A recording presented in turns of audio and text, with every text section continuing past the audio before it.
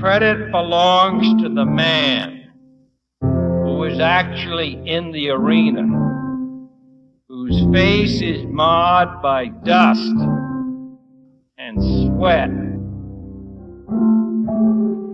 and blood. Hello, everyone, and welcome back to the Vitruvian Man Podcast, a podcast centered around self-mastery. I'm your host, Zach Shankin. Today, I'm joined by Mike Lucchesi. Mike is a teacher, yoga instructor, Brazilian Jiu-jitsu practitioner, entrepreneur, and the host of the Heuristic Podcast, which I had the pleasure of being on a couple months back. Today will be part 2 of that continued conversation and an opportunity to learn more about Mike, his views on life, business, spirituality, family, and certainly more. I look forward to our conversation today. Mike, welcome to the show. Zach, thank you for having me. Of course, brother. It's, as we were just saying before we started, it's been too long since we've got to actually connect and debrief. Obviously, I see you on the timeline quite a bit doing your thing. So we're digitally in each other's kind of sphere of perception, but it's good to kind of connect face to face and make it more of a human experience. Yeah. Anytime I get to have a conversation, especially with someone like you, I'm always excited. And I got a ton of good feedback from our podcast and chat. And when people were asking me how old you were, they couldn't believe that you were still in your early to mid 20s. So that was it was a great it was a great way for me to even learn more about myself or even my younger self. So anytime I get a chance to hop on and chat with you, it's a blessing. Man, that's flattering. I appreciate that feedback, and of course the faceless and nameless who gave you that kind of feedback. I'll shout them out. Hopefully they're listening to this episode. Thank you guys so much for the kind words and the continued support. It's really cool. I know you've had, with hosting your own podcast, you're getting the experience of just like this amazing world that we kind of stumbled upon. And I was actually thinking about this last night, like podcasting as a concept has come into existence like within the last decade. I was thinking back, like it is still so new when we think of the grand scheme of, I don't know, entertainment, media, like types and forms of content. This is very young, and it's pretty cool to think about entering the arena at a young age at all and just seeing where it could potentially take myself. You know, I didn't have, and still potentially don't really have, a specific ambition with the podcast. I just love having these conversations and getting a great excuse to connect with people that maybe I wouldn't have the excuse to otherwise. But the ceiling is extremely high. I mean, we're going to see Rogan become the first billionaire podcaster, like off of the podcast alone, not counting all of his other endeavors. And what's exciting about that is that it shows you what's possible. And that's only the entry point, right? Like he's the first and the longest at it, but he only started, I don't know at what age, but I think it was like mid to late 30s, maybe even his 40s. I think 40s. Yeah, like 40s. And then he just did it for a decade plus, 15 years, however long it's been. But because he entered it right at the beginning, like we're seeing that first huge win. Like who's going to be the first multi-billion-dollar podcast industry? What could this medium go? I don't know if you listen to Founders podcast, but David Sendra talks about kind of the value of the medium in general, and just like what it can deliver. In your opinion, what do you think is different about this medium than maybe others? Because it's obviously not completely new, right? We're hosting conversation, and it's not conversations haven't been hosted and had in the past. But in your opinion, what do you think is different about this?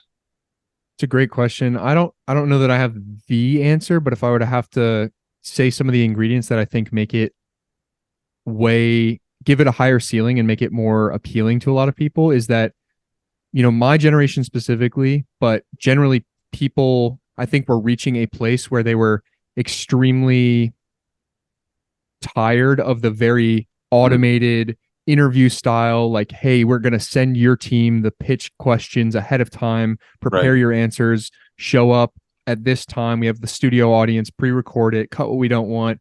And it just felt inorganic and kind of inhuman. And, you know, also podcasting, I think previously these interviews were just people of, you know, merit, success, traditional fields of influence. But now anyone and everyone, for better or for worse, can log on and have a podcast. And so for those that have something special to talk about or have, charisma and like certain aspects that make them interesting and can kind of start to accumulate their little audience over time. Like yourself and myself included, people, I think, were craving that more human connection, that authenticity. And there are different styles of podcasting, like Danny Miranda, who's obviously in our Twitter corner. He's still a lot more on that interview side where like he preps questions, tons of research. And when I was starting out, I didn't know what a podcast was. So I definitely did a little bit of that where it was like research, prepare a list of questions, but I found myself like, that's not my advantage. My advantage is like being present, synthesis of what you're saying to me. And then combining that with, questions that are live in the moment, right? This is literally just a conversation. I have nothing prepped besides your curiosity. Say again? You're following your curiosity.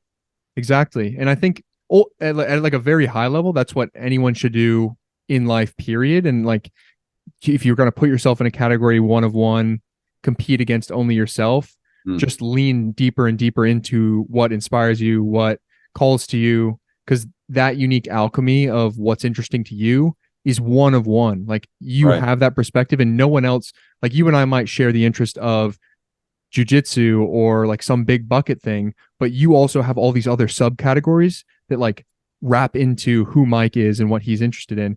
And we might share a lot of those like bigger things, but I also have this one thing that you don't give a shit about, and you have these other things that I don't give a shit about. And so it's really interesting to just be as much of yourself as possible. And then the podcast kind of is a medium for who you are. It's a longer growth curve because people have to slowly be like, do I or do I not like this person, rather than this is a podcast about X. Like Founders Podcast is about founders. Now we're all falling in love with David Sendra as a host because he's so like intense and neurotic and like just entertaining in general. But it's only because we came to him for a very clear mission statement of the podcast. So I think for people like yourself, people like myself, that maybe the podcast is more of just following our own curiosities and a bit more organic. I do think it's a slower growth curve, but theoretically a higher ceiling, like we're seeing with Rogan. I would agree. And I think that I'm in the same boat where I started off thinking that I needed to be extremely prepared or over prepared. I don't know if that's just my own insecurity or just me looking out, trying to make sense of how to do this thing. But then I think it was after I did my first episode with my wife. And then after that, I started to realize like, oh no, this is exactly what the podcast should be. I love having conversation. I love getting to know what makes people tick. And I figure that out through just following my curiosities and asking questions. And you do that as well. And I could ask endless questions if I really just, allowed myself to. So I have to end up curbing those and stopping myself from asking all the questions that I want and really stay focused. So I'll still, before podcast, I still like have like I guess like an anchoring point, like I'm sure you do. It's like the thing that makes me interested in the person, or just, how they overcame something, or how they navigate, or how they perceive things. So that's usually like my anchoring point. But then after that, it's just free flow conversation, because I think that the world is asking for more of that. And I think the world needs more of that. I even noticed I have a hard time having this kind of conversation or this quality of conversation in person with people that don't listen to podcasts, or that people, it's like they're putting in way more effort to even pay attention and stay in the conversation than what I do. I think just because it's a muscle that I've exercised for over a decade now, whether it's listening or actually investing time in conversation. But I think most people do learn in back and forth exchanges like this. So I think there's like this subconscious thing that pulls people towards it, or that they know that they want to be a part of it or to listen in, maybe see clips from it on YouTube or shorts or stuff like that. So that's why I think we're still so early on in the podcasting world and process that I think in like 10 years from now, we're going to see that we were actually still on the early end of it. I definitely, I agree. And what's exciting is that, like, of course I want to project out like what it could be, but I think it's actually way more exciting and less of a waste of energy and time to just allow it to unfold before us, like it'd be an exciting way, like, oh, I had literally no idea this would take me to X, Y, and Z, or Right. I would connect with this person who gave me this opportunity, who whatever, right? Like I think there's a something about high achievers, organized people, maybe even just the masculine energy and essence that like wants to enforce order Yeah. on the world, but kind of releasing a little bit of that, especially because we can't actually control the future, but the desire to, like releasing that desire to, and just saying like, I'm excited to see what is happening, and it's all knowing that it's all happening for me as opposed to like to me, and I'm Right. this victim of circumstance. It's really cool because then you don't then you allow yourself to have expectations like exceeded, you know? Mm. And the way that you said that, that's how I visualize it. I see it as, of course, I want to have order over everything that I'm involved in, egoically, right? Like I want to have order, but I've become okay with realizing that the world is full of chaos, and I actually enjoy the chaos. And I think I do better when I am okay with chaos. And I think everyone does. So I just want to try to find my own order within the chaos that I find myself in. And that's a much easier way for me to navigate and go about it, especially in the podcasting thing. Just being okay with what is and not really knowing what direction I'm taking it, but I'll find that out as I continue to iterate over time.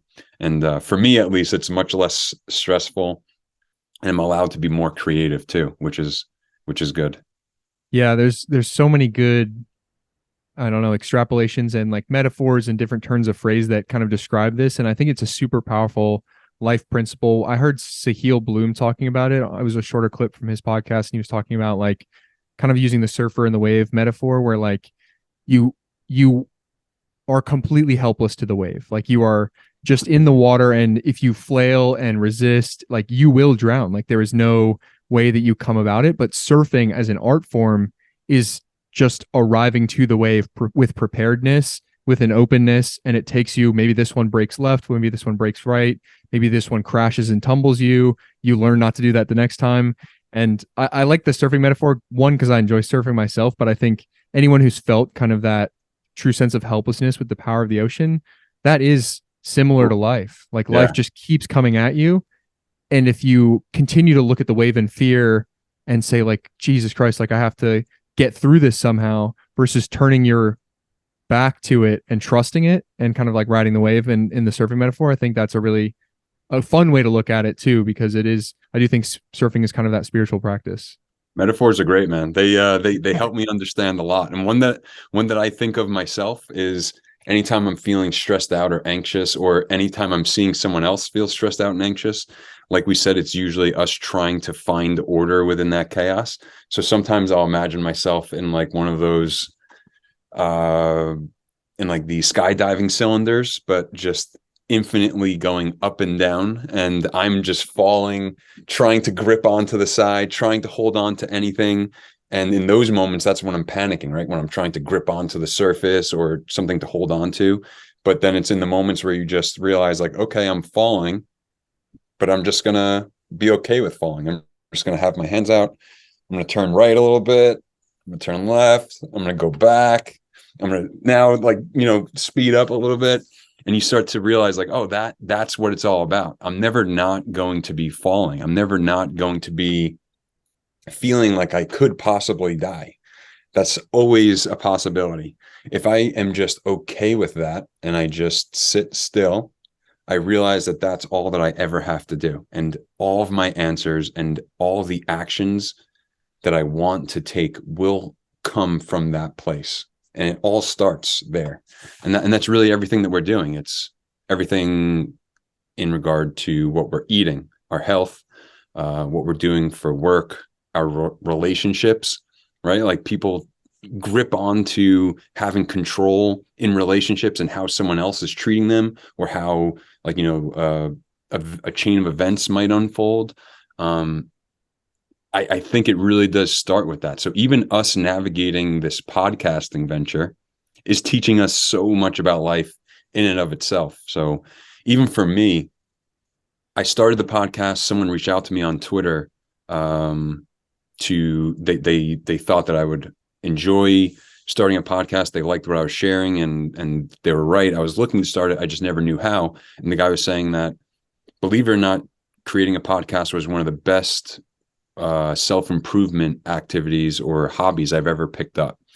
And I didn't understand how that was at first, but after doing it for a year now, I realized, wow, I thought that I was a good communicator, but I realized I could be so much better. I thought I was a good listener, but I realized I could be so much better. I thought I was present, but I realized I could be even more present. So it's been one of the best self-improvement or learning vehicles I've ever done or used in my entire life. So even if I just get that from podcasting alone, I could apply that to everything. And I'm sure you've realized that as well. Certainly. And I think that, yeah, again, it's like divorcing yourself from the result. Like, could you turn into the next Joe Rogan? Like, I think anyone can achieve what they desire and actually set themselves towards, but the way that it is reflected to you may not be the way that you kind of imagine it to be, or want it to be, or desire it. You're not going to get the end result that necessarily you want. It's more of who you are, really. Right. And so what that means is that, like, yes, if you are in love with the process and say like, okay, if I continue to make this podcast ad infinitum, like literally till the day I die, so for the next, God willing, like 70 years, 80 years, then I will have this bank. And if it's just 50 people that ride along and continue to listen, right, or it becomes 50 million, like that, like being in love with the process, it means I have, close to 100 conversations a year for the rest of my life. Deep, meaningful hour, 2 hour, 3 hour conversations. They're enriching me. I get to live the like thousands of lives through the stories of others, take all those lessons, hone my skills as a communicator. And then, it's all preparing me for my external purpose continuing to change. Like right now, single, young, like entrepreneur, trying to establish himself, figure out life principles, life meanings, all these things, like carve out a meaningful existence. And then it's like, find the partner I want to build the life with, build the family. And then once I'm a father, like parlaying those lessons, but all of this is the preparation ground for that. And right, yeah, it's just an amazing, when you, because I, of course, like am an achievement oriented person. I've always been focused on success. I'm extremely competitive. So yeah, I find myself sometimes getting wrapped up in the listens, the likes, the followers online.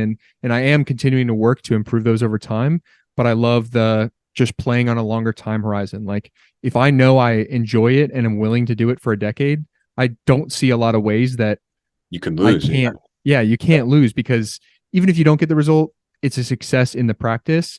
But I also think that there are literally so few people who are willing to stay in the game long that, like, by proxy, the people that do, people are just like, well, they're still fucking around, I might as well follow.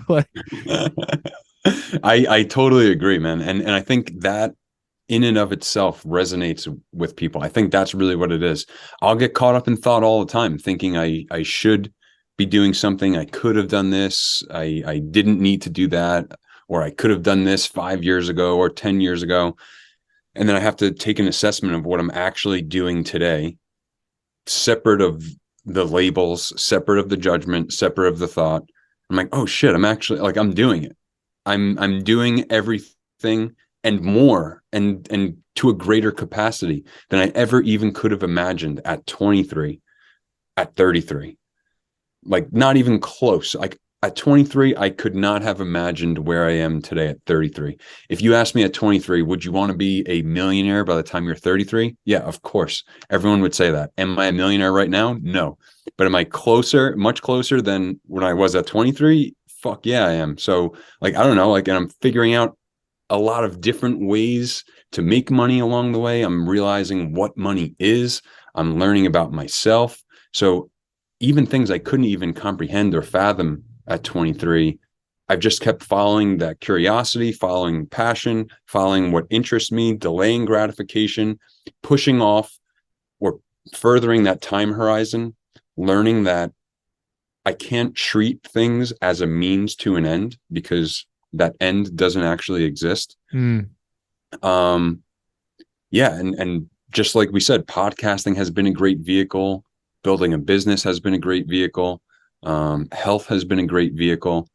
I think that when people see you doing that and me doing that and other everyday people doing stuff like that and following their passion or just continuing with those blinders on, it really does resonate with them. Even if they don't say it, if they don't verbalize it to you, it does hit home. And I noticed that even when I'm just recently, I started teaching at a yoga camp with kids. This is my first time teaching yoga to kids and meditation. And throughout the day, we're outside all day. It's from 8 a.m. until 3:20. If anyone's been to New York City and experienced the humidity, I would say it does rival Florida's humidity. It is horrible. It's tough. So I'm sitting there sometimes in between the 2 minutes of the period changes where the counselors will bring the kids over to do yoga with me. And I'm getting caught up in those thoughts. I'm comparing.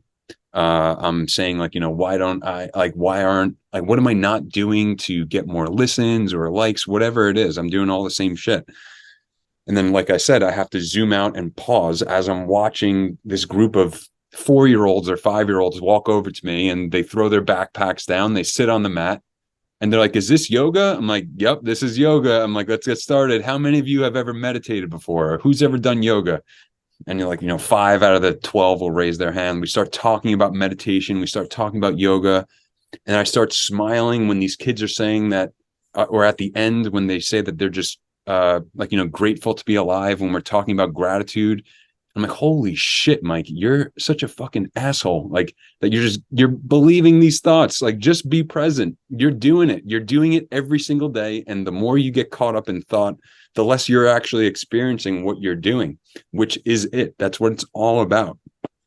Man, that's powerful. And yeah, it's so interesting that so much of life really is, and it's the mission statement or kind of motto, I guess, slogan of like my company, the Vitruvian, is like, be the Renaissance. Like, yeah, there is no movement. There's not going to be a sign up sheet. There's no fucking like thing, an event that's going to happen. Like you said, right. Like, don't delay for the expectation of something coming. Like, you are the change you want to see in the world. And in that sense, the life that you want is literally present in you right now. Right now. It is just a statement of an ability to get away from the self-defeating nature. And it's wild that like all of life is kind of this just internal battle to just get out of your own way and into the moment. Yeah, just get out of your way. Yeah, it's like I find it frustrating. And maybe that's the beautiful part of life and human existence, because if it was effortless, then maybe there would be no lessons to be learned. But it's like this, like you said, the simple shit. Like, why do even healthy people every once in a while eat unhealthy? Or why do they even still, decades down the line of like lifting and yoga practices, still sometimes have to be like, I don't feel like it today, and I have to step into it, or get caught up in thought periods, even as a well-practiced, very present-minded, meditative person. Like, it's so funny, like the self-defeating nature. It's the nature of the beast. And I really think that's just the human condition. The human condition is just being caught up in thought. And it's not picky to the point where it won't affect even billionaires or super successful people. I saw a clip. I'm a big Conor McGregor fan, not of him recently. I think recently he's on his like dark arc of his career, but I love his come up. The reason that I really loved him as a fighter, especially in 2013 when he was coming up, was that he made me think that I could really be successful. Seeing him go from being a plumber to then this cage fighter, just as mission driven as I've ever seen someone, really inspired me. And then I started watching a few episodes of the McGregor Forever documentary on Netflix. And I think it was in episode 2. It might have been when he was coming back from a loss, or he was preparing for the Donald Cerrone fight or something like that, where he was talking to, I think it was Ariel Helwani. And he was saying that once he found some success and he made some money, he started breaking promises to himself, and he stopped sticking to his word. And he started saying that, like, he would say that he would train at this time and he wouldn't train at that time. He would say that he would go to bed at this time and he wouldn't go to bed at that time. Say he wouldn't drink this and he would drink that. Say he wouldn't eat this and he would eat that. And he said, over time, you just start to accumulate all of these losses. And then you find it hard to pick up a win when you normally would have been able to pick up a win easily in the past. And I'm saying to myself, holy shit, this is Conor McGregor saying this when he already is probably a billionaire at that point. Like, he's dealing with the same shit that I am every single day. And I'm nowhere near to the outward life success that he has, but holy shit, man. Like, we're no different. Everyone's dealing with the same thing every day. It doesn't matter who you are, president, congressman, Conor McGregor, Zach Schenken, Mike Lucchesi. It doesn't matter. So it really is humbling. And that's why I think everyone can relate in the struggle and on the grind. And that's why I love talking about this stuff, because it doesn't matter if we talk about health, doesn't matter if we talk about podcasting, it's all the same thing. It's all learning how to just be. Yeah. And I think it's actually like so tremendously empowering.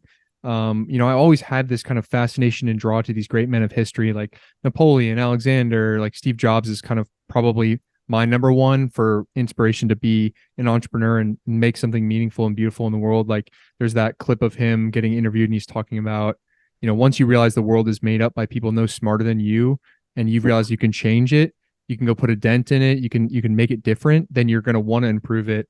That clip like lives in my mind. I replay it all the time. I've posted it on Twitter multiple times at this point.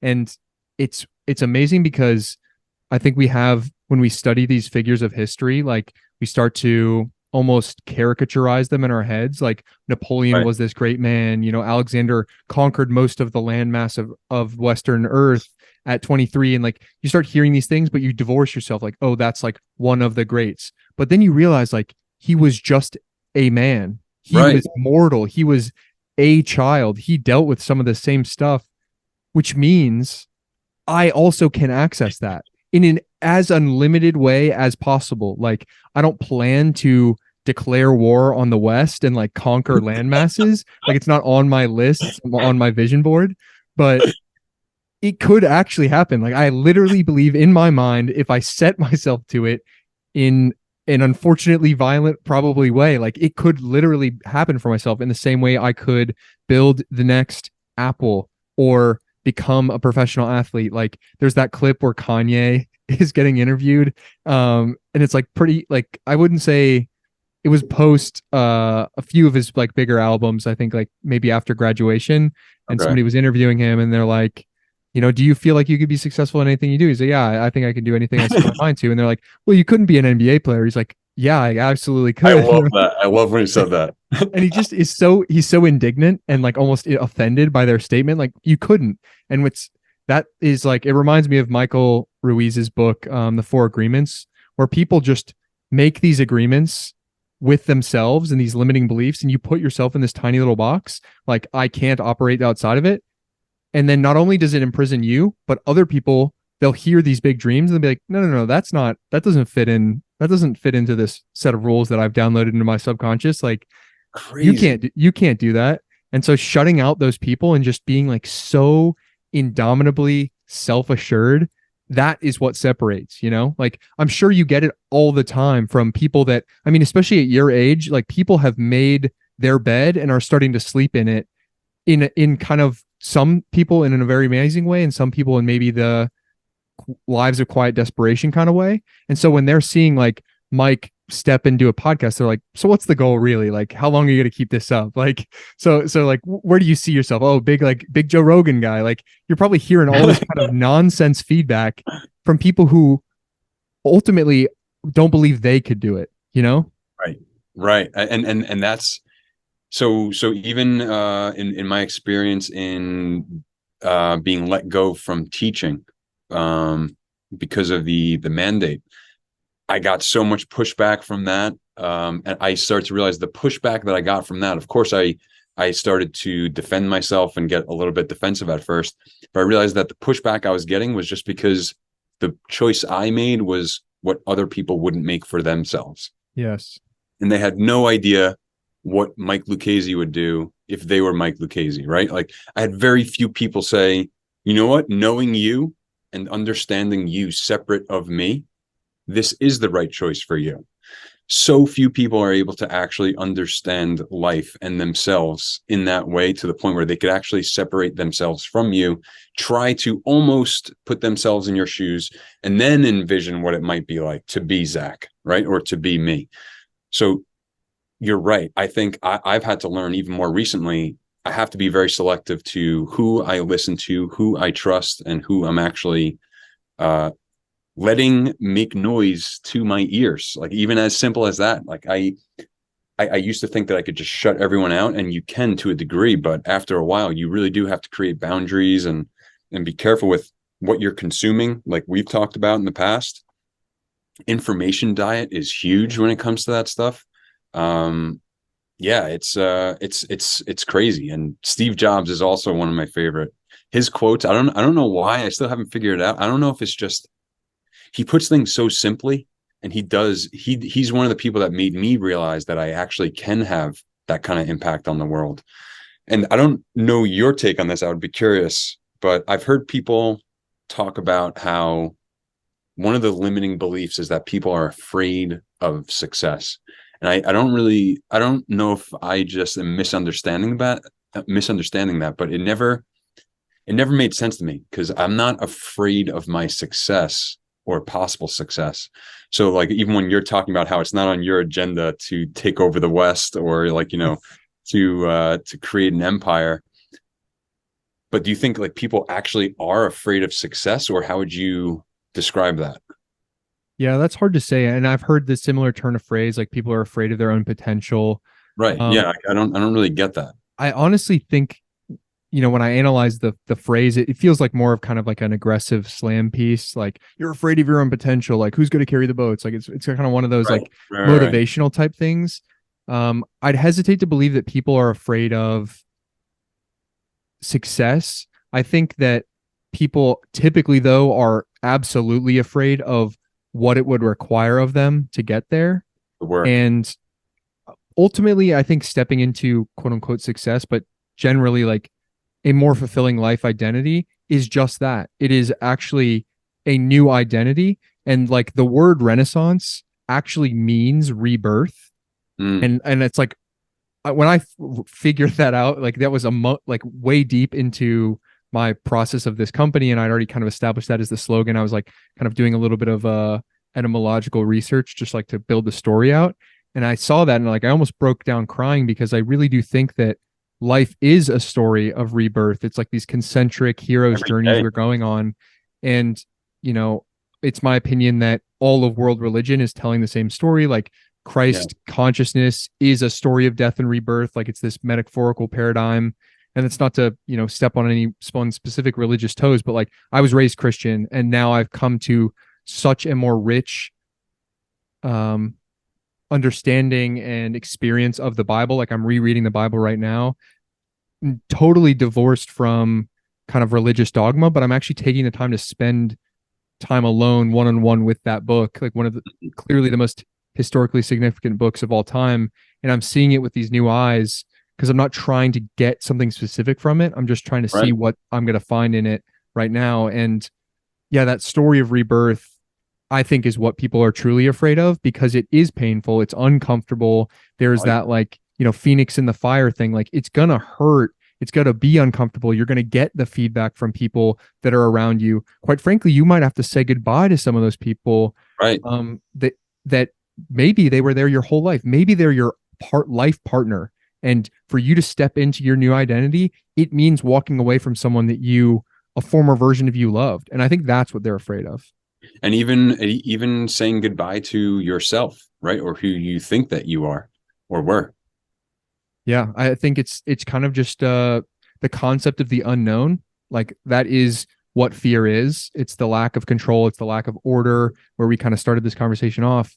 Any amount of uncontrol is where fear lives, and almost kind of is in another definition. And so, yeah, like, saying goodbye to your former self means saying goodbye to the certainty of who that was, the certainty of the job, the certainty of the paycheck, the certainty of the benefits, the certainty of, this relationship is good enough. We've been doing it for a while. We know each other really well.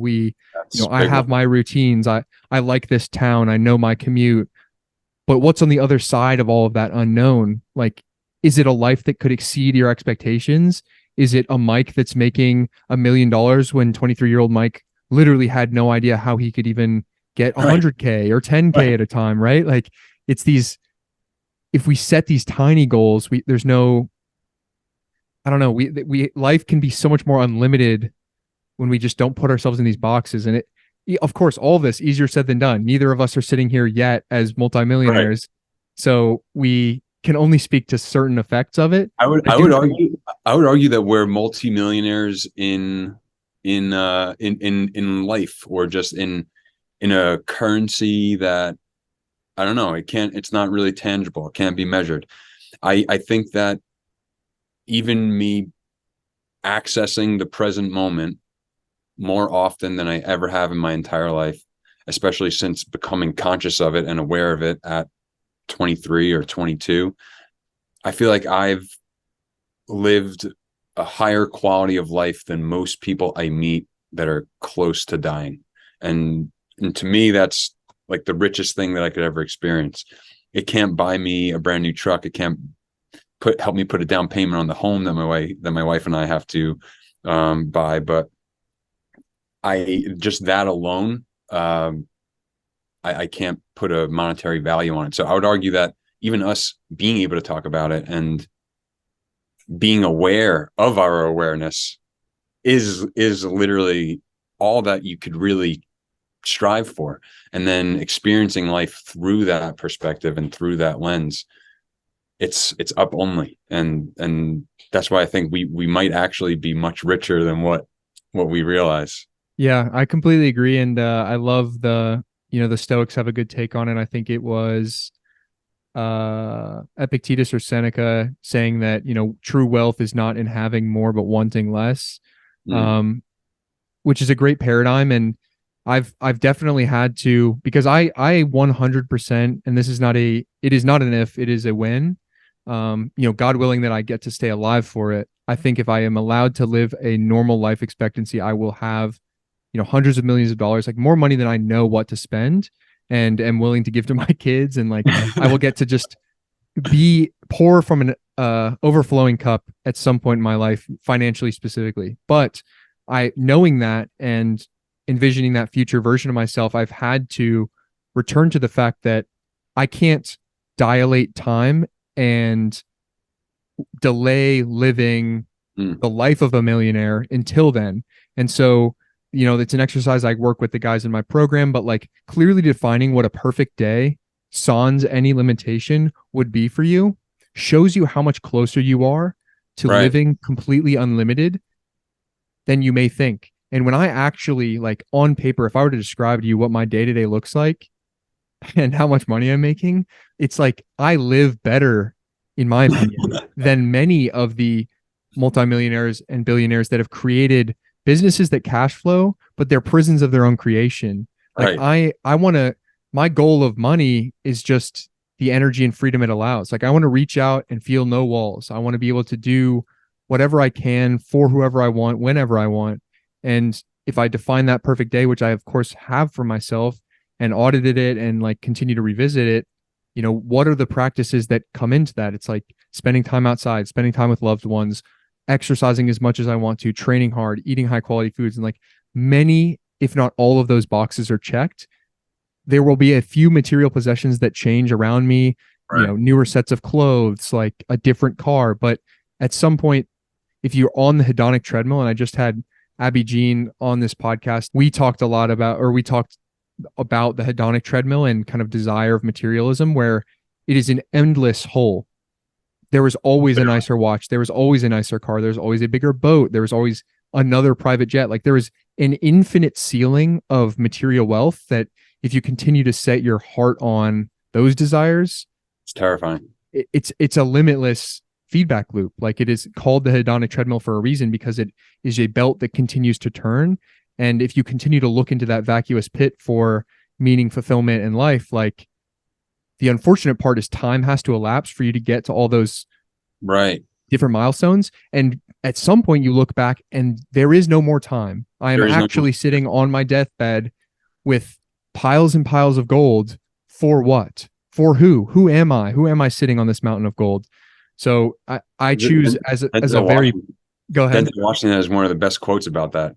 He was giving it at a commencement speech. I tried to look it up if he got it from anywhere else, but I think it's his. He said, "You'll never see a U-Haul behind the hearse." And I'm like, damn, he's right. I'm like, yeah, you're right.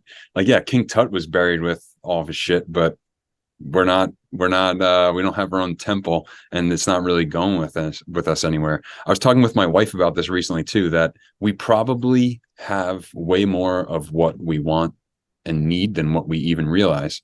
But because we're in a world where, especially, we're so connected online and we see everyone's highlight reel, like we've talked about, it is a challenge to keep yourself focused and to really understand that, hey, this is reality. Like what's happening in my world is reality. I have a roof over my head. I'm eating good food. I am spending time with loved ones.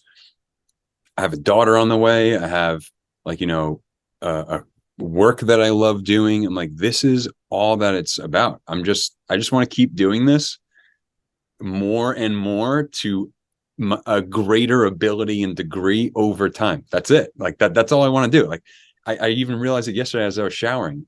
I'm like, Mike, chill the fuck out. You're already doing everything that you need to do. Just continue doing it. Like, you're now at the point in the process where in like 5-10 years from now, you're going to look back and realize, oh, it was these days that actually got you here. It was all those days, like the days where you were wondering, like, when am I going to get there? It's like that's the day. It's like, that's the moment, like right here now. It's like what we were talking about. Like, life is happening right now. Every day is a rebirth. Every day is a renaissance. Every chance that we have to say, I love you to someone is another chance to connect and say, I love you. Every chance you have to meet someone new. So I totally agree with the renaissance and the rebirth movement, or just living with that value. That's something that I always enjoyed about even American history. Just that, I don't know, just that feel. And I feel like that is lost today, but yeah, that's something that I always keep in the back of my mind. Yeah. And it's certainly, like, I know, to play the devil's advocate, like the third person hearing this stuff, especially, it's always hard to take from the person who hasn't made the millions yet. Like, okay, that's just cope. Like, you're saying that because you don't have it, but I choose to engender those lessons from, like you said, like King Tut, King Solomon, like the wisest men that have ever walked the earth. They all say the same lessons. And we're seeing it now, even with some of these more recent entrepreneurs that become very, very successful. They're like, hey, it stopped feeling different after 20K a month or 10K a month. Like, and now I'm making 100K a month, or my business is generating 500K a month. Like, those numbers just seem to be different numbers on a screen and change, but like, that isn't going to be the point of fulfillment. So I'm just choosing to take those lessons as like a down payment on my future self and just live now. Right. And it's the annoying, like, thought exercise of like, would you trade? Like, would you take $1 million if I told you had to die tomorrow? No. Right. What, $10 million? Like, and people eventually are just like, okay, like, that means your tomorrow is worth more than $10 million. And but like, in a very literal sense, that is true. Yes. No one's signing the paper that says, this is my last day, wire me $10 million. What the fuck is 10 mil going to do when you're dead? Like, and I think the hard part about that thought exercise, because it is a little bit annoying, is to actually internalize that. That means that my life is worth more than anyone I meet on the street could ever pay me. And so for me at like 24, I'm currently in a place where I'm living below my earning capacity. I'm starting to see my peers, like, this is year 1, 2, 3 out of university. I went to a very high quality university. A lot of my peers are working really well paying jobs. They're climbing the ladder. They're getting the 1, 2 year, 3 year promotion. Their income is scaling. They're moving to nicer apartments, all this kind of stuff. And I'm having to sit here kind of frozen in the economic timeline. But I also realize I'm playing in an entirely different arena. There's an upward ceiling to where they are going to get paid, but there's a future version of myself that gets paid, $50K for a day to speak at some sort of I was stadium. gonna say you're more so like Wayne Gretzky, where you're skating to where the puck is going to be. That's the plan, at least. Yeah. I totally agree. I love this because it's so simple, but it seems so complex. And I always wonder, was this as understood, or was it as easy, or was it easier to be understood before the internet and before all this information, before the bombardment of all the stimuli and entertainment and consumer culture? And I don't know, because I've only been able to learn this stuff through experience, but a lot of that experience was rooted in me having access to infinite information on the internet and being one of the first digitally native kids. Like, I was lucky that my dad and mom let me use their desktop or the family desktop when I was like 13 or 14 to just ask any question possible. And then to even talk about, like, the money thing and us talking about it in a way that's like a cope. I think I learned that lesson best from now surviving 2 Bitcoin bear markets.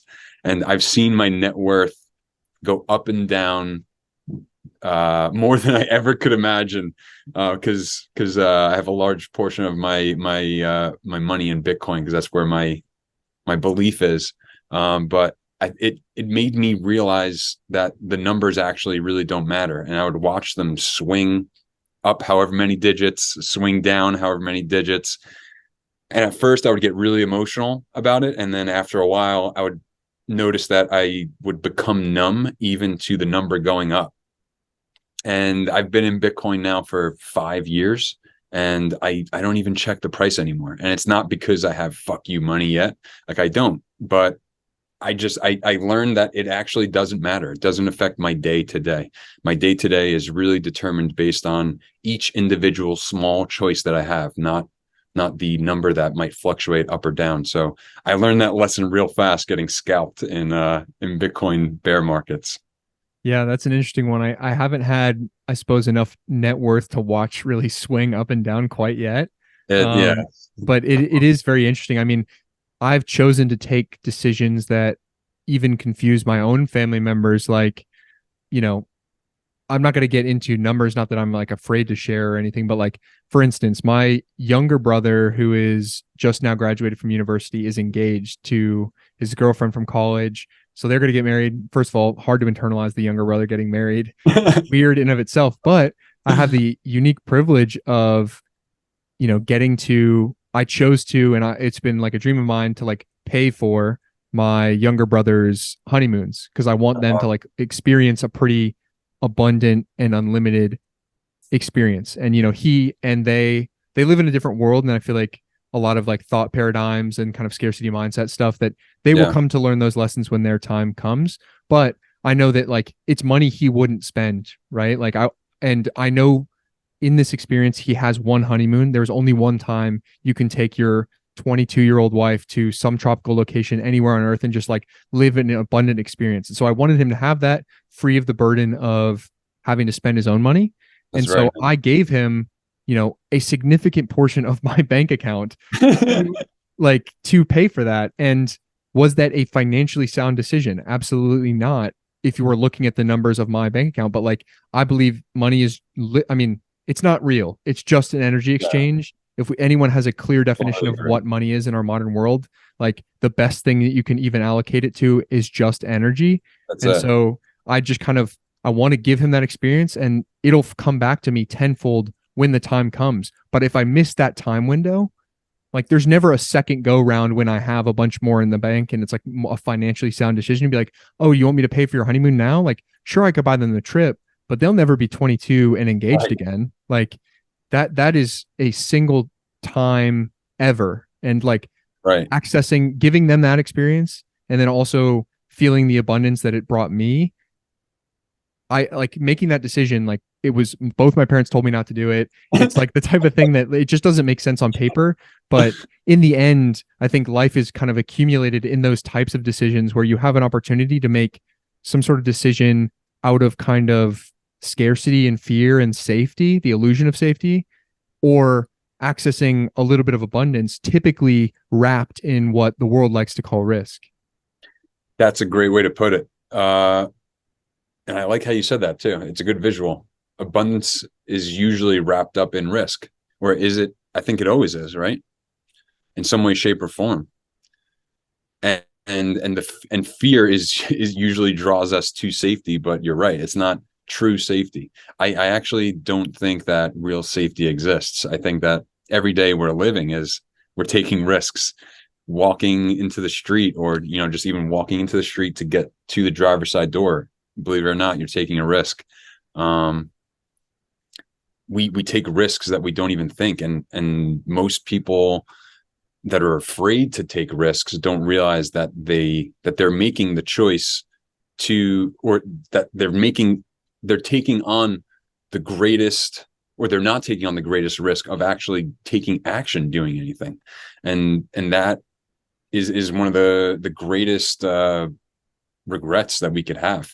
And I always question, am I risking too much, or am I putting my foot too much on that gas pedal? Because I have a tendency to be an extremist. When I like something, or when I'm interested in something, I'll go full throttle until I either crash and burn or succeed.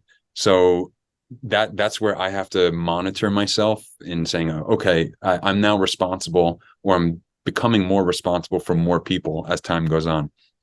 So that's why when I was younger, in my early 20s, I was very risk averse. But as I started to understand the money more, especially Bitcoin, it made me realize that I had to take on more risk earlier in my life. So even you understanding that now at your age, trust me, it's going to pay off tenfold by the time you're my age, which is not even going to be in a decade from now. But that's what it is, man. If we could become aware of that in the moment, and then look at what we're afraid of now, that's what I'm trying to do at my age. I'm trying to say, okay, what am I terrified of right now?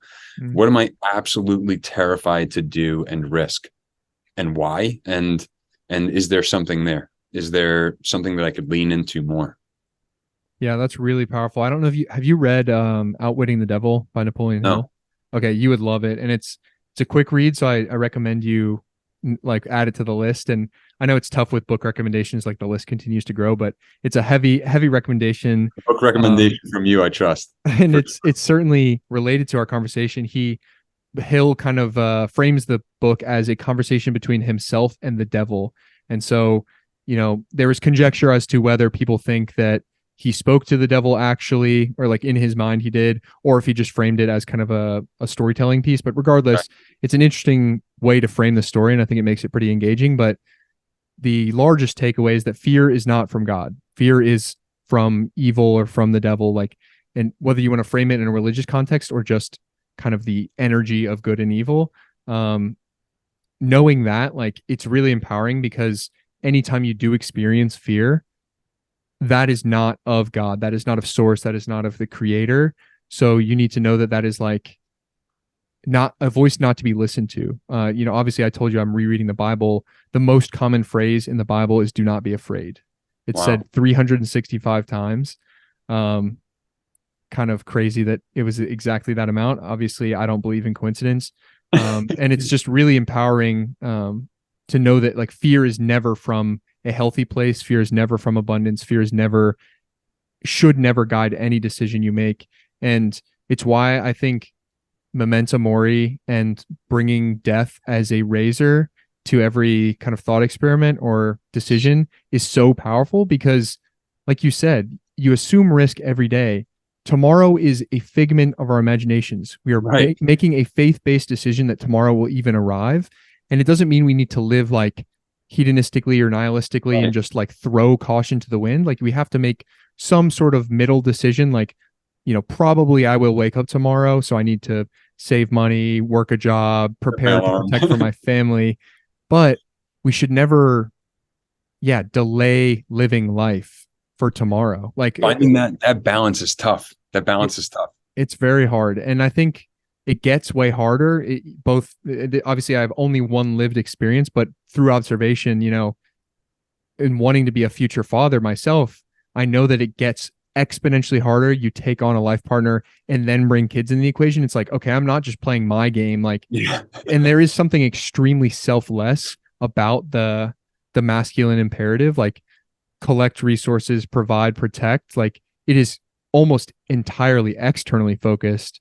And I think that is like probably the hardest duality to ride about Right. being a father, is that not entirely self-abandoning. I think a ton of men that I've witnessed, like my father included, like entirely self-abandoned, entirely externalized their purpose onto family and children, and in so doing miss the life thing too, you know? Right. And I think that that's another one of those strange dualities. It's not an easy answer to find, but you can't entirely walk away from yourself once the child arrives or once the wife arrives, because the Dude, best way that you could ever show up for them is showing up for yourself. You have to yes. give from a cup that overflows. Even what you're talking about in figuring out yourself, or I mean, not that you'll ever be completely figured out, but as you're making sense of self as an individual, then add in a life partner, then add in a kid. You're totally right. It's a completely different ballgame. And even as I'm helping people with their health goals, whether it's through yoga or losing fat, building muscle, whatever it is, something that I try to figure out is, okay, are they doing this by themselves? Are they in a relationship? Do they have a family? Because that is a major dynamic. Even when I'm looking at my own health journey and just my own making sense of self, it was a different process before I met my wife and after, or when my wife was traveling for work and I would have extended periods of time by myself compared to when I'm with her.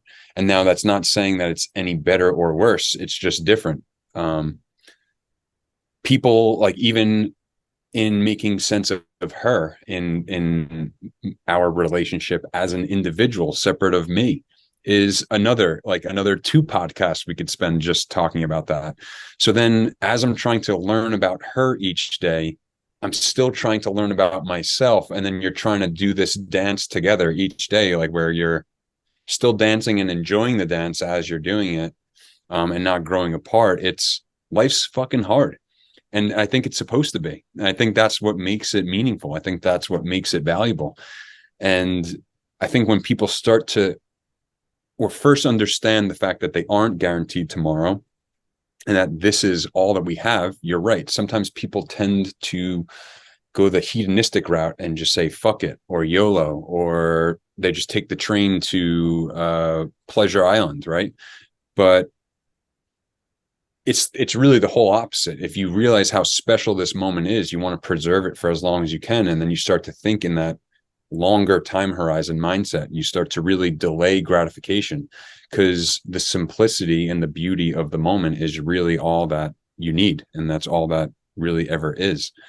So it's awesome to think about and have a conversation in, because it's hard to make sense of by yourself. Not many people ever consider this stuff ever. And it's fun. Absolutely. And I think it is literally, it's like a privilege and a responsibility to come to this level of awareness. You know, like you said, not everyone even comes to the realization. I tell that to, like, you know, guys that I'm like getting on sales calls and being prospective like clients with myself, like whether we work together or not, you have reached and already come through the hardest part, which is realizing you are meant for more and realizing that there is maybe more out there for you.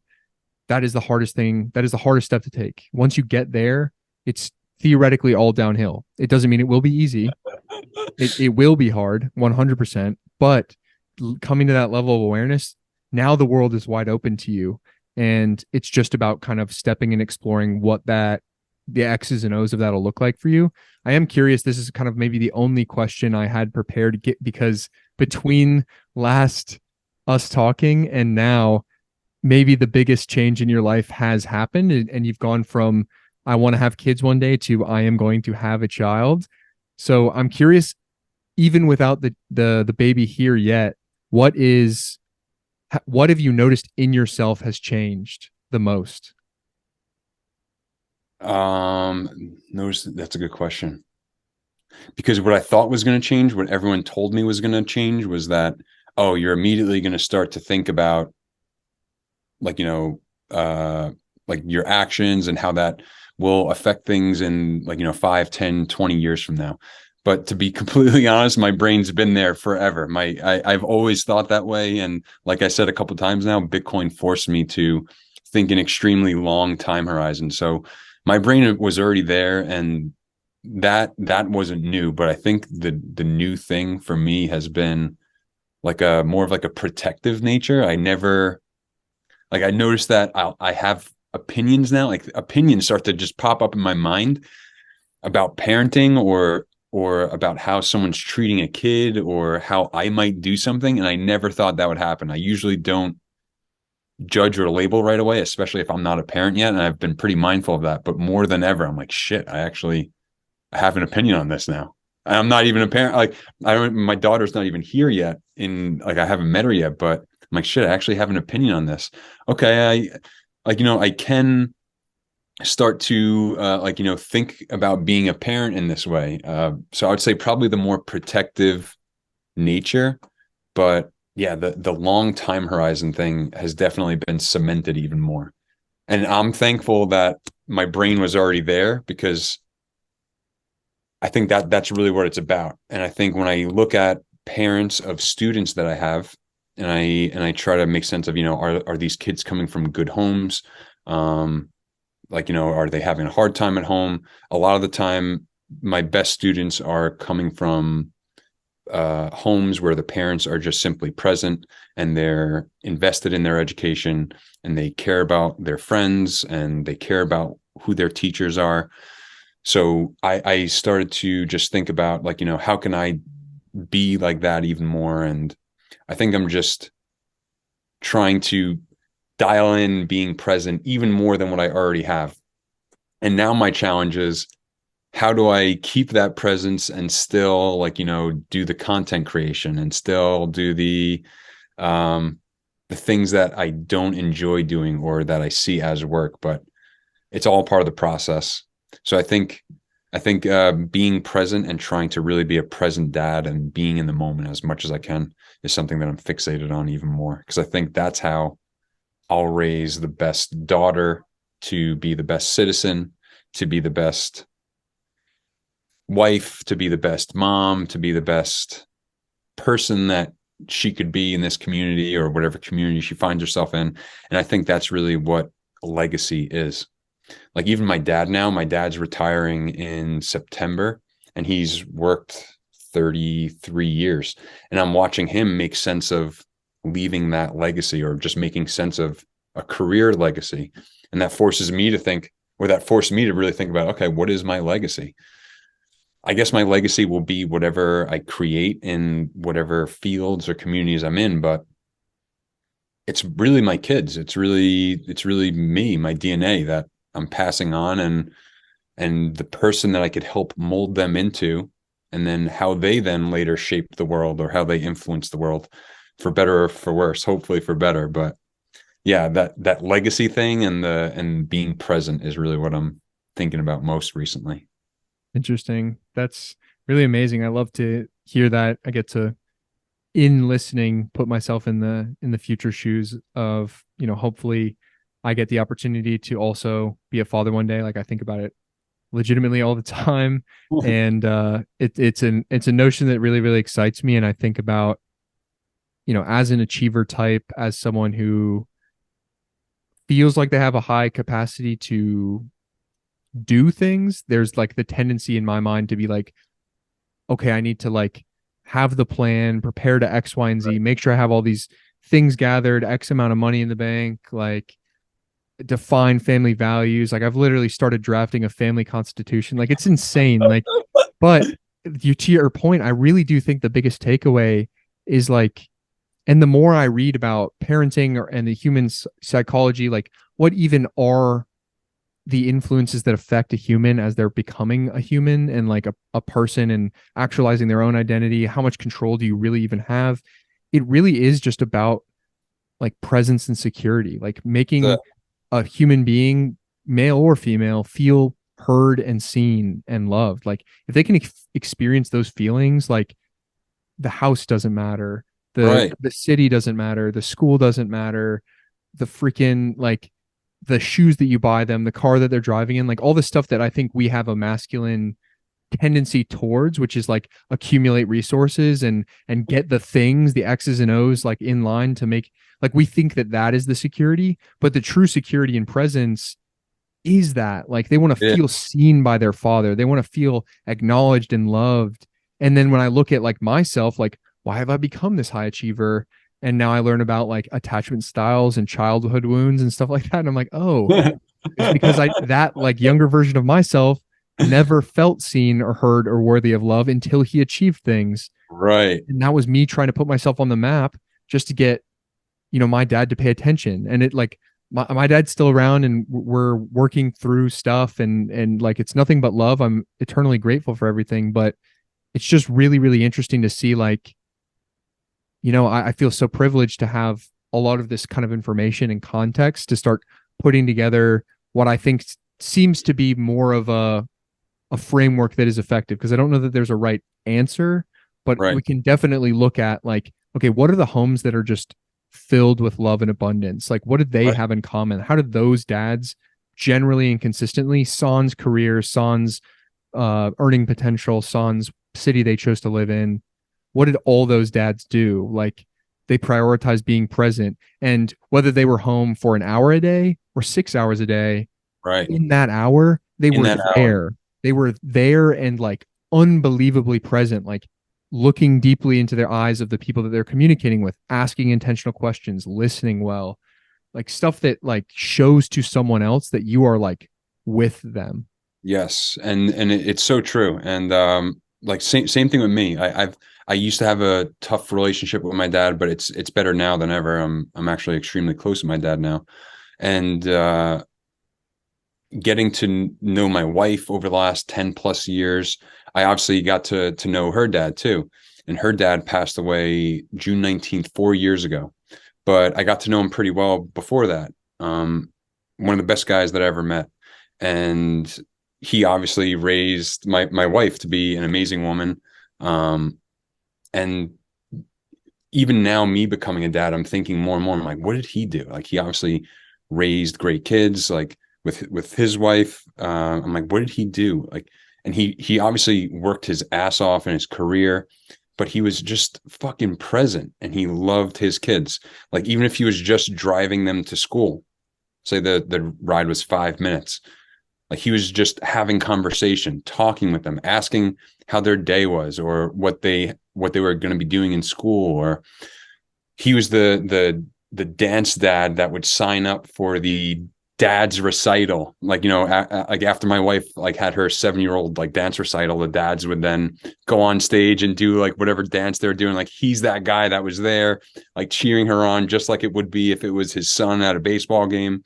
So he was really just as present as he possibly could be and was just involved. And I think that that's really all it is. And I think that's what life is about. I think that's what just being a good parent is about, being a good CEO or business owner or podcaster, host, holding space for people and holding space for conversation, just being present, being a good brother, right? Like leading by example, just being present. It really does all start with that. And we've overcomplicated life so much to the point where we think it can't be that simple, but it is. It really is. It's just that simple. Yeah. And I think if there was one drawback or consequence of living in the time that we do, like I feel eternally grateful. Like this is the time to be alive. Not that I have an elective choice, but like I feel really, really grateful to be here now, specifically here and now, because the world is so abundant. But I do think one of the consequences of that is just, the cacophony of just so much stimulation and so many different business models, so many different people doing X, Y, and Z, so many people getting so much in so many different ways and living 1,000 lives. Like it is literally beyond what we're like Dunbar's number. Our brain isn't supposed to know more than 150 people. And now we can have, hundreds of thousands of followers, tens of thousands of DMs a day, like imperceptible amounts of human beings theoretically connecting with us. And I think that is just like, it's tapping into parts of our brain circuitry that maybe have never been challenged before. Like it's pushing 100%. the human consciousness in ways that it's never experienced. And we are the byproducts of that. I don't think it's broadly made us, I don't know, devolve as human beings or kind of disintegrate. Like I think we're extremely resilient, but it is challenging. And I love returning to simplicity, the kind of trad movement of like, let's all go build communities and like live in the woods and whatever. Like, I think there's something really beautiful to be said about that. Like something about finding your people and just like carving out a meaningful existence and just doing the thing. You don't have to want it all. You don't have to want the Rolls Royce in Dubai and like the millions of dollars a month in recurring revenue and the massive $1 billion real estate portfolio. Like that isn't the endpoint for everyone, right, nor necessarily should it be. I think the culture that we're talking about is reaching a breaking point, and I think that trad movement is a direct response to that, without a doubt. I think it's a survival mechanism for most people, because most people are waking up to the point where they say, you know what, if I just completely let myself be subject to consumer culture and consumerism and all that, I'll be eaten alive. Like literally, I'll be eaten alive physically, mentally, and spiritually. So I think it is a direct response, and it's like a rejection of culture and society, but in a healthier way than we've seen in the past, where I think we're seeing a parallel society built alongside the one that we see devolving and the one that we see, like, you know, falling into ashes. So it's kind of refreshing for me to see too. And it seems extreme to some people when I share some things that I'm learning and some things that I'm seeing people share on esoteric health Twitter. So it seems extreme, and we're definitely on the fringes, but the parallel society is being built, and it's leveling up, I would say, a floor or two at least each year. It makes me hopeful. It makes me happy. It makes me see, I'm seeing more people wake up. Like even just before we hopped on the podcast, I had a friend texting me about extended day fasting, because he's pushing the limits on the longest fast he's ever done. And he's someone who is more regimented, very routined, not really into the stuff that we're talking about, but it's proof that people are going back. Like they are unlayering a lot of the shit that we've had put onto us. So I'm hopeful and I'm happy about it. Me too. And it is very encouraging. And I do think you have to make a choice. Like I was talking with Abby about this on the podcast I recorded yesterday, and like the future, as uncertain as it is, like whatever AI becomes, whatever, you know, the global elites, centralized banking, all like the stuff that gets very scary, the stuff that is easy to take the pessimistic black pill, like right, humanity's devolving, all this stuff, like we're in a degenerate culture, the West is falling. Like that is an easy narrative to fall into, certainly. And I have been there. It is dark when you have this kind of awakening for yourself. Like in the spiritual community, they call it the dark night of the soul, but like just coming to this awareness of the world that it's different than I thought. History is not how it was told to me. Like the shit that's in our food and water, like all of this world, it's very scary. And it's like, you can feel very powerless, but you have a choice, and that choice is how you feel about it. And like, if you have the elective to choose optimism or pessimism, I don't know why you would ever choose pessimism voluntarily. I don't know how. Like I actually, I've tried. I can't get my brain to think pessimistically, and it's to a fault where if I feel pessimism coming my way, or if people are just unloading their pessimism on me, I'll immediately respond with an optimistic reframe or something like that. And most often they don't want to hear it. They don't want solutions. They just want their pessimism to be heard, or they just want to be satisfied or patted on the back for that pessimism. But I thought it was my issue for a while. I'm like, maybe I'm just like, I can't accept negativity. So I even started to play around with it. I started to try to take on negative thoughts, or just have more pessimistic mind, or I just tried to see if I could do that. And I don't know, my brain, it's like a switch that just clicks. I literally can't do it. I don't know if I've just gone through enough difficulty to the point where I realize there is no other choice but being optimistic and seeing the glass half full. I get the realistic approach. I'm very realistic. I used to be extremely cynical, but I don't know. I feel like if you've experienced enough shit and you've gone through enough in your life, you don't have to be a certain age. You could be 22, 23, 24 and understand this. It like, I don't know. Yeah. I think, yeah, I mean, like to me, especially the more I'm starting to learn about what I believe to be kind of like the fabric of reality, and this could get a little metaphysical, but like if we just extrapolate to like energies, like everything is vibrating at a frequency. This has been proven by actual hard sciences for all the really analytical types in the audience. Like Nobel Prize stuff, like everything is vibrating, right? Like, so solid objects vibrate less than gases or liquids. And likewise, it's also been proven that thought and intention and the words we use have corresponding vibrations. And I think for you, you're talking about like, you can't really stomach it. When two things are vibrating at different frequencies, there's a dissonance rather than a resonance. And so I literally think, and I've noticed it in myself too, like it is harder to be around people for an extended period of time that are living in those lower levels of consciousness, negativity, fear, pessimism. And so, yeah, like it's not even like it's literally just like your essence is at dissonance with them. And the reason that they're kind of throwing things at you is to try to hopefully, and it's definitely not conscious on their parts, probably very unconscious, but like bring your resonance down to with them. And likewise, you are also parroting back these reframes to hopefully raise them up in like level of vibration. So we're both actually doing the same thing, I guess. Yeah, like, no, because I mean, everything is seeking equilibrium. It's just levels of energy. So everyone's trying to level out. And the like higher or lower isn't to say better or worse. Right. It is just, a continuum of frequencies and a lower versus higher thing. So I think that's a great way to put it, because it also takes less of the labeling out of it, good or bad, which sometimes confuses people. And it really is just what is. And I like that, because that's exactly what the experience feels like. It feels like I'm trying to pull them towards me and they're trying to pull me towards them. And then if we're both socially aware enough to know when the conversation ends, then we'll end the conversation and then it just stops. Or if it continues, then someone's either submitting or tapping. Yeah, definitely. And I think that like setting those boundaries is also really important too, because your energy and your vibration that you have earned through meditation practices, healthy eating, like you have worked to a place of closer to presence, closer to true, just like love and truth. And those frequencies are, they are earned. Like you have reached a place where that is like your state of kind of baseline.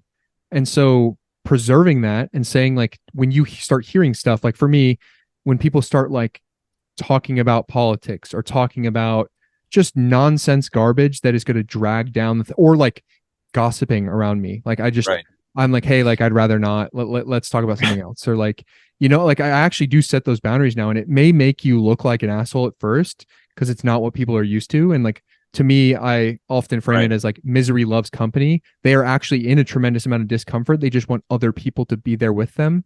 Again, not consciously, like they're not villains, but they're just in pain.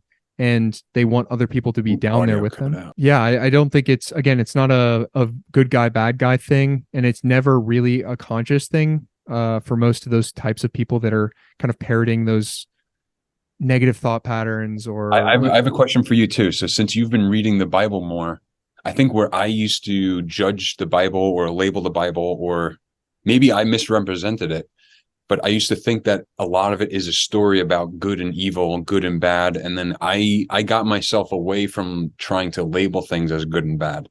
And I've found more peace in not labeling things as good or bad, but maybe I'm misunderstanding it. So even from your rereading of the Bible, do you think, is it really a story of good and bad, or is it trying to communicate something that we've misinterpreted a lot of the time? Gosh, well, I'm no theologian. Question, so I know. I don't want to make a definitive statement. I am exploring this ongoingly, and I'm sure my answer, like I'll be able to look back at 24-year-old me and be like, wow, he was pretty arrogant.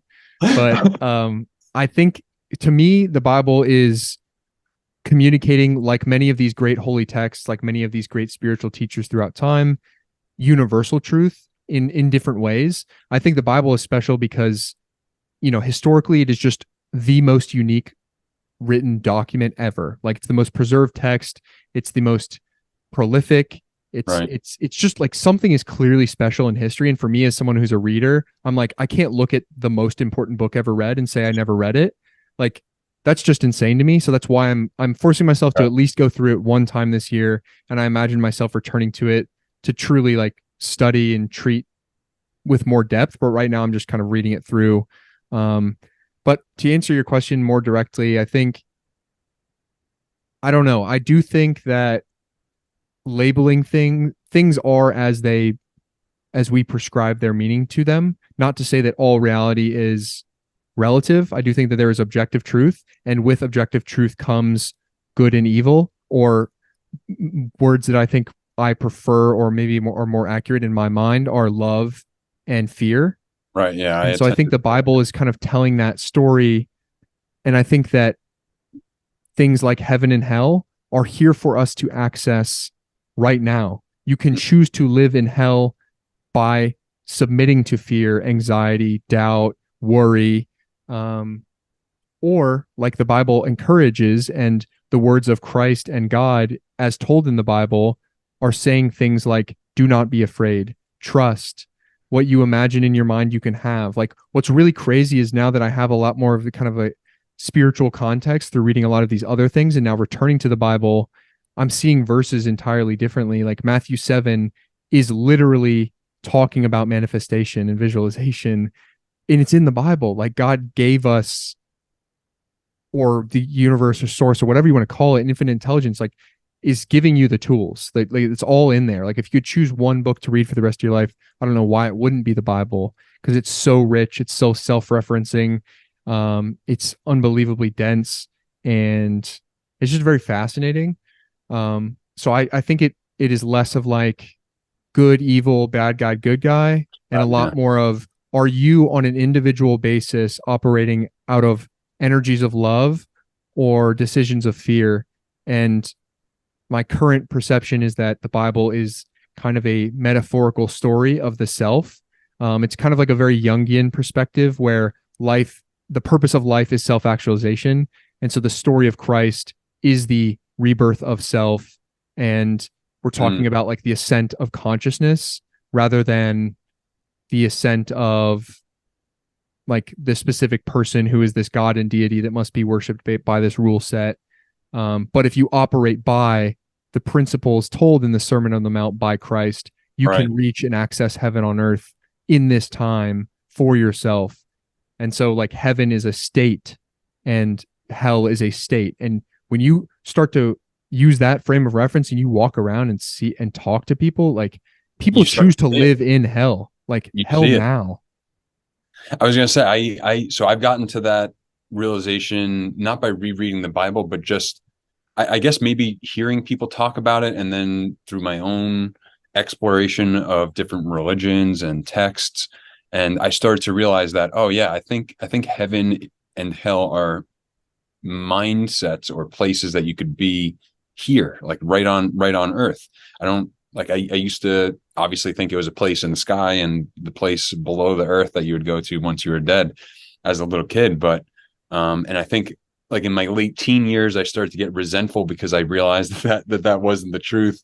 And like, I would ask questions in my Catholic high school that obviously weren't okay to ask. But yeah, no, I'm realizing that it is, like you're saying, it's a state that you could be in here on earth. You see people that only consume negative things. You see people that only talk about negative things. You see people that only think negative things. That is torture, man. Like, I don't know if I could draw up a worse reality than that, or at least going back into when my mind was more in that space on a routine basis. That is hell on earth. When I was thinking about how helpless I felt, or like, stuck in the mud, that's hell on earth. But then when I feel how amazing I feel just to sit outside and look at a tree, like that's heaven on earth. When I'm holding my wife's hand on a walk, that's heaven on earth. Like when I'm laughing or having a conversation like this is heaven on earth. So you start to realize that, oh yeah, it's not a physical place, it's a state. And then, like you're saying, you start to see the state that other people are living in. And that's why I think I'm more religious or more spiritual now than I think I ever was, at least in my late teens and 20s. But maybe I have to start rereading the Bible too, because you're selling me on it. Yeah, I'm not trying to be any sort of evangelist here. No, I know. I like it though. It's definitely interesting, and I hope that, what's interesting, I think, about religion is that, like, religion specifically is that it is there's a ton of dogma and a ton of emotion to the words. And it's why, like, Eckhart Tolle is like a very powerful teacher, I find, because he spends like the front half of The Power of Now literally just saying, like, whatever words work for you, pick them. Right. Like, I'm going to use this word right now in this book just so I don't have to keep saying every other word, but like, get away from the words, like access what I'm trying to describe for you. And I think that for me, once I started to make that divorce and stop trying to be like, okay, which of these religions is right? Like, do I say God? Do I say Allah? Do I say Yahweh? Do I say fucking Vishnu? Source, right. Like, what do I say?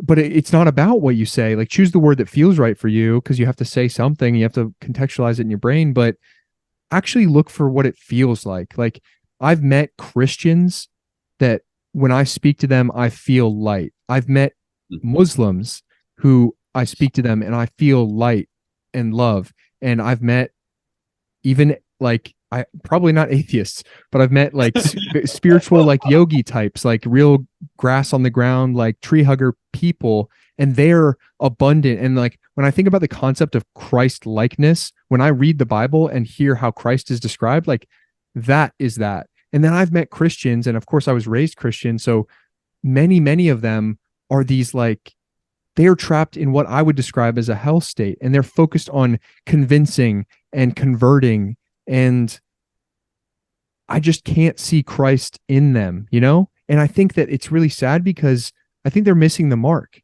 Right. That's what sin means.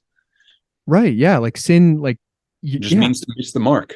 It just exactly. It's just like without, like, you are separate from. And man, it's just kind of crazy, because I think, when you can get away from the words, like,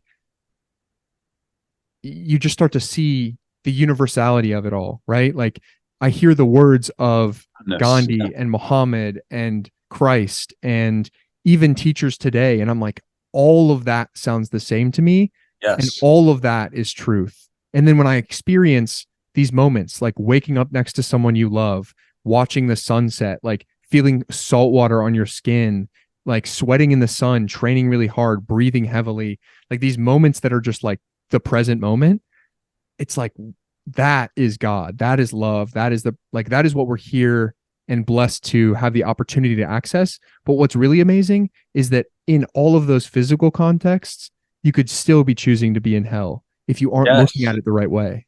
Yeah, no, you're so right, because in that moment where you're breathing heavily after a workout, you could be like, oh damn, I'll never do this again, or this feels like shit, 100%. Or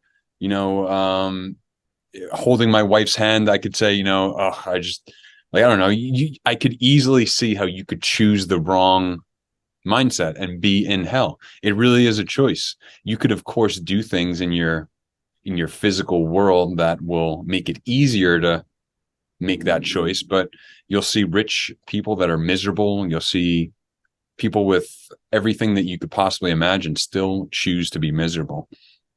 I want to see more people talk about God like this, or just religion, because I even seeing or even hearing us talk about it and seeing other people that we've never talked to talk about it in that way, it's telling me that there's something being unearthed, and there is a greater truth that's being understood by most people, or at least the collective consciousness at large, because it's being understood independently. And with us being able to talk about it like this, that's helping me even get past those words and those labels. And I've noticed that even in simple conversation, I joke around with my wife all the time, and I'll say, Britt, you and I are saying the same thing. We're just using different words. she gets extremely sensitive or triggered by certain words that I use because that's how I'll speak to myself. And she'll say something where it will rub me the wrong way because I'll use that word differently. And then if you just understand that and how limiting words are, and you understand that chances are we're all trying to get to the same point, which is just to be in relationship with each other and to experience life and share it. It's like, oh, okay, I actually don't have to like listen and take every word so literally. So that was probably me misinterpreting the Bible all along. It was probably the people teaching me about the stories in the Bible misinterpreting it all along. So it's amazing, and it's a big responsibility, but it's one that I want to have. It's one that I want to exercise each day. Yeah, this is a crazy synchronicity. I saw an amazing clip the other day. One of the more powerful things I've heard recently, and because I love words, what they do for us, what they mean for how we experience reality. And you touched on something specific, which is like the words that you use are received differently by your wife. Like for her, that carries with it energy that is different, right, and she receives it differently. The phrase that I liked that I heard was semantics contain somatics, meaning like because of how we experienced and heard the words the first time and the context we heard them and how we chose to learn them, how they were given to us as agreements, they mean different. So like a word like sacrifice, somebody in their mind might conjure up images of a soldier or a mother, or somebody making a great positive sacrifice, or somebody might conjure up images of a cult sacrifice or some sort of tragic moment, right? And so because of their story and their life, the word has a somatic, a physical experience in their body that holds this energy. And so when we're learning to be empathetic with other people, it's why like I want to be extremely dangerous and articulate and have like literally a Rolodex or a thesaurus that like if I see a word hit you wrong, I can say, and then also Gandhi said it like this, and then also Rich Roll said it like this, and then also, and just be able to rattle off like an infinite amount of ways to say something to hopefully get it to hit. And it's why like any podcast can always be successful, because I may be just parroting a bunch of shit that is old as time. Marcus Aurelius said it, and then 1,000 years later somebody else did, and then it was on this podcast, and then here Zach is at this 24-year-old kid just being like a parrot of all this ancient wisdom that he just stole from other people. It's like, yeah, fucker, I am maybe, but like if it comes out of my mouth and then it hits somebody the right way because of the turn of phrase I used in a really unique way, like that is truth being passed through me. Like I'm just a conduit. Even I'll give you a perfect example, a literal example between my wife and I, and it's one that I'm still trying to or just be more aware of. I'll use the word argue in the literal sense, in like the back and forth exchange, in like dissertation and like back and forth. She has an emotional attachment to that. So if I'm like referencing an argument that we had, I'll say, hey, when we were arguing about this, my point was X, your point was Y. Immediately that brings up the emotion of the argument. She's like, yeah, well, you started the argument. I'm like, time out. I'm like, all right, the discussion. I'm like, okay, let's talk about the discussion and the exchange. And then so I'm even catching myself, okay, I have to use certain words with certain people or for a certain audience. And it's no different than the comedian trying to get a laugh, or me trying to convince my high school students to pay attention to me for 50 minutes or to, be focused in what I'm doing.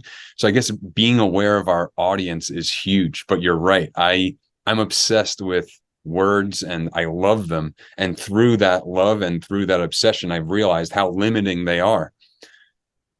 But in order to get beyond, or at least push that limitation, or at least help people access what I'm trying to share, I have to expand my ability to the greatest degree. I have to continue to learn, become more aware.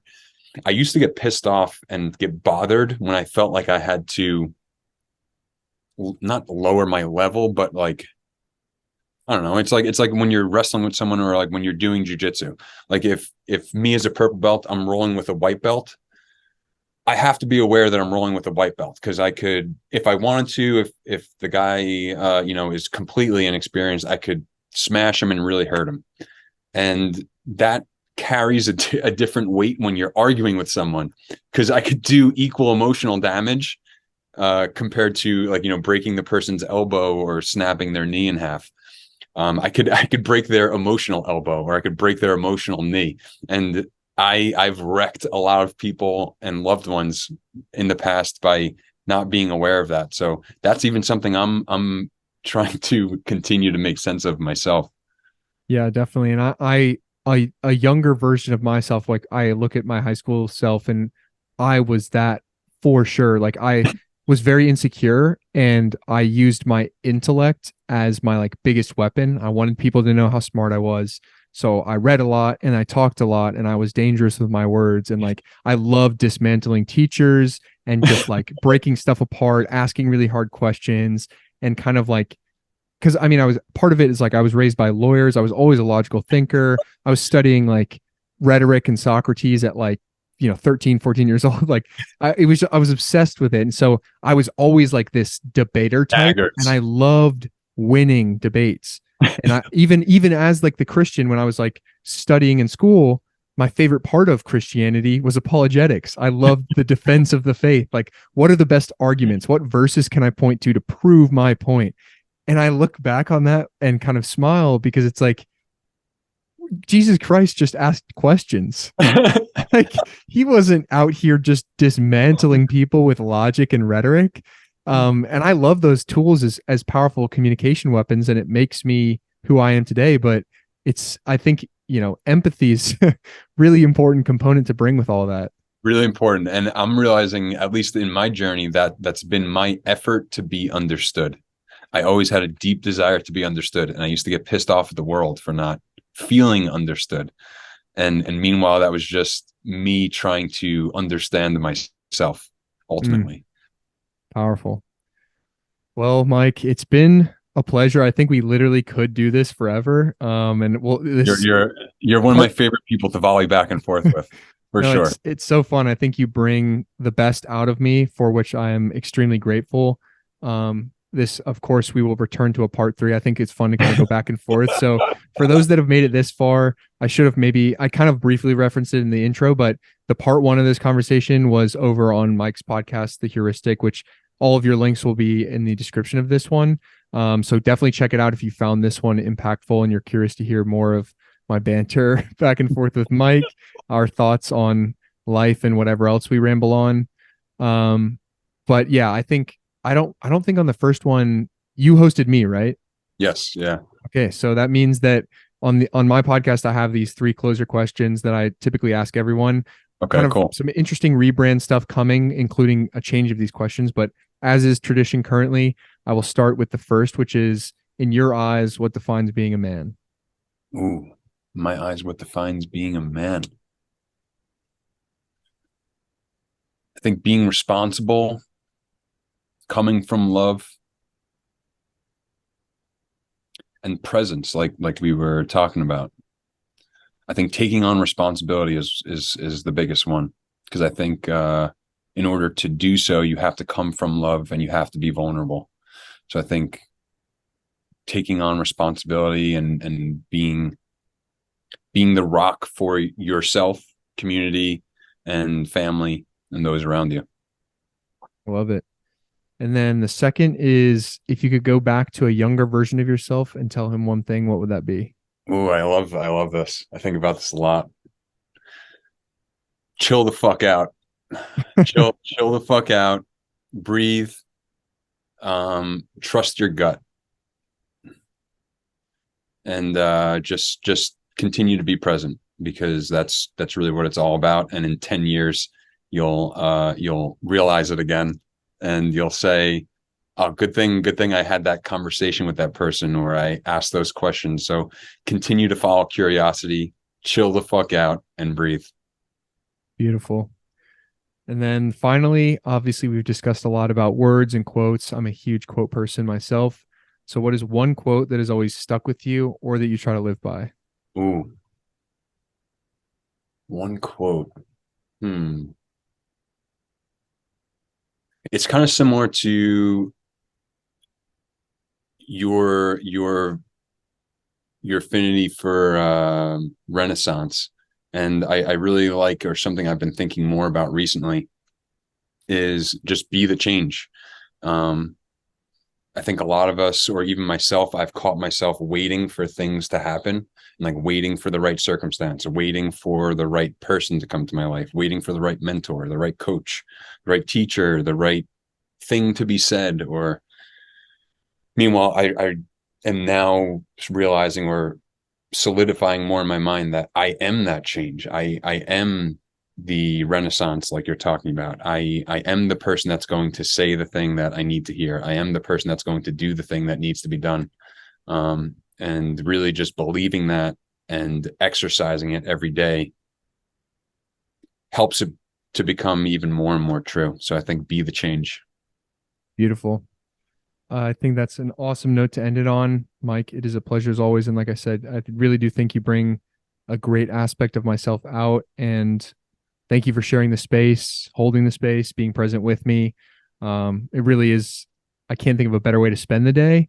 So I appreciate your time. I'm sure people have also enjoyed the conversation up till now. Thank you to anyone who's made it this far. I always like to shout out the soldiers to the end. Let the people know kind of what you're working on and where they can find you. So you could find me on Twitter at Michael, Michael Lucchesi. And my podcast is The Heuristic, and you can find it on Spotify, Apple, and all the others. Really just what I'm working on now is doing a bunch of yoga in person, coaching jiu-jitsu, health coaching, teaching. I'm just continuing to do that day by day, continuing to learn, continuing to grow. So if you want to talk more, or just have any questions, don't hesitate to reach out. Absolutely. I would love to hear your guys' thoughts on this conversation and more. If there's anything specific I touched on or Mike touched on that you want to continue the conversation, I'm very present on the DMs and Twitter, Instagram, etc. You obviously are hearing this on Spotify, Apple, or YouTube, so you can continue to listen along. For more long form, you can follow myself at ZDSCHENKEN, Instagram, Twitter, or Vitruvian Gentleman on Twitter, as I kind of loosely alluded to with the Abbey podcast, and as well here with Mike. Rebrand, interesting things coming for the future of the Vitruvian stuff. Really excited to share that. Been working on it in the background for a while, putting some good hours in, really focused on brand and the vision for the future. I'll have a solo podcast, which will be following this one, on what is to come for the brand and myself. So if you've made it this far and you're curious about that, stay tuned, and I'm excited to share it all. It'll all be over socials. But yeah, thank you for spending your most valuable resources, your time and attention with myself and Mike today. Memento Mori, and I'll catch you on the next episode of the Vitruvian Man podcast. And if he fails, at least fails while daring greater, so that his place shall never be with those cold and timid souls who know neither victory nor defeat.